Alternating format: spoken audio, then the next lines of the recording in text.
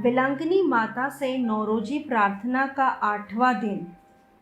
आज का विषय है मरियम विस्तृत परिवार के सदस्यों को ईश्वर के राज्य का निर्माण करने के लिए आमंत्रण करती है।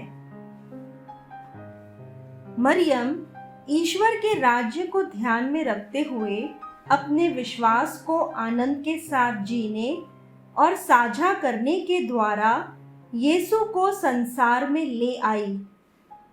अपने नए प्रेरितिक प्रबोधन इवेंजली गॉडियम, जिसका अर्थ है सुसमाचार का आनंद, में संत पिता फ्रांसिस मरियम को सुसमाचार की माता कहते हैं, जिनकी विश्वास की यात्रा उन्हें बेथलेहम की गौशाले से क्रूस के नीचे तक ले गई, जिन्होंने हमेशा यीशु को संसार में और हमारे दिलों लाने में मदद की।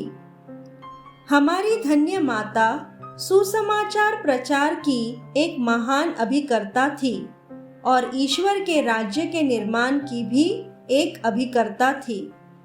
स्वर्ग का राज्य या ईश्वर का राज्य वह है जहां आप आनंद, शांति, प्रेम और सद्भाव महसूस करते हैं। ईश्वर की प्रत्येक संतान का एक साथ आना उन इमारतों की तरह है जो यहाँ पृथ्वी पर ईश्वर के शहर का निर्माण करते हैं, जहाँ हमें स्वर्ग में रहने के लिए बुलाया जाता है। ईश्वर के राज्य की मंदिर की दीवारें पवित्र आत्मा के फलों से दृढ़ और मजबूत होती है। उदारता, प्रेम, आनंद, शांति, अच्छाई और शुद्धता के अलावा दयालुता, नम्रता, विश्वास योग्यता, विनम्रता और आत्मसंयम सभी प्रकार के मानव और परिवार के विस्तारित सदस्यों के लिए यीशु का संदेश उन सभी चीज़ों को त्यागना है जो आपके जीवन में अच्छे फल नहीं पैदा करते हैं, और इसके बजाय अपने दिल में प्यार को आमंत्रित करें। इस तरह हर अच्छा पेड़ अच्छे फल देता है और बुरा पेड़ बुरे फल देता है। अच्छा पेड़ बुरे फल नहीं दे सकता और न बुरा पेड़ अच्छे फल।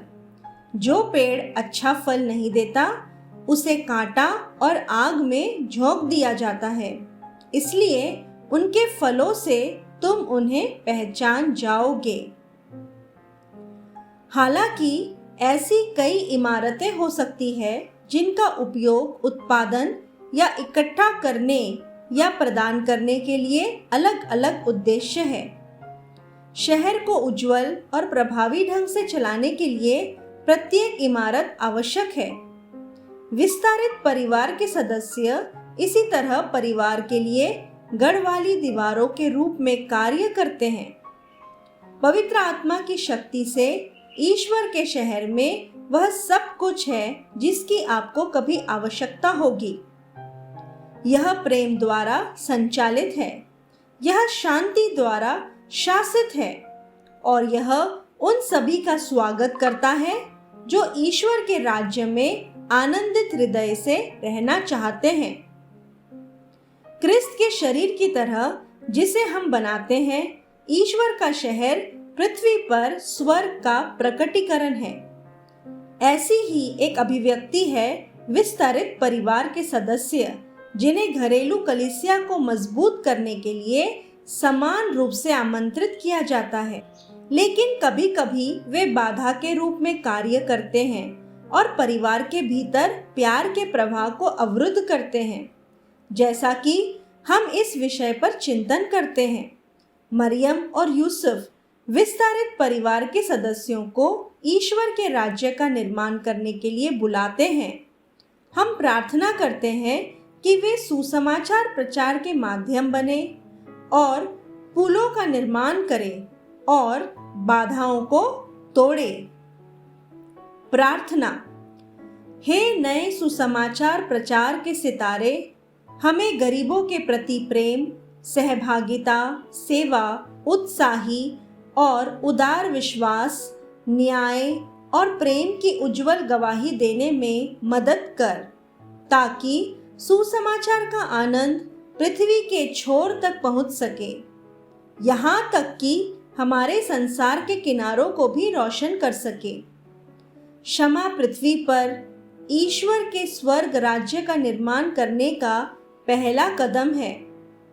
हम प्रार्थना करते हैं कि विस्तारित परिवार के सदस्य खुद को क्षमा कर सके और दूसरों को किसी भी चीज के लिए क्षमा कर सके जो वे सोचते हैं कि यह एक अपूर्णता है, क्योंकि केवल ईश्वर ही न्याय कर सकते हैं। यह भय, घृणा, डर, असंतोष, अपराध बोध, दुख है जो विस्तारित परिवार के सदस्यों को तनावपूर्ण संबंधों की ओर ले जाएगा। प्रभु हमें यह याद रखने में मदद कि हम सभी एक शरीर के अंग हैं। हम में से कोई भी ऐसा कुछ नहीं कर सकता है जो हर किसी को प्रभावित न करे। जीवित सुसमाचार की माता, ईश्वर के राज्य के अभिकर्ता, ईश्वर के नन्हरे की खुशी के स्रोत हमारे लिए प्रार्थना कर। हम यह प्रार्थना करते हैं हमारे प्रभु यीशु क्रिस्त के द्वारा। आमीन।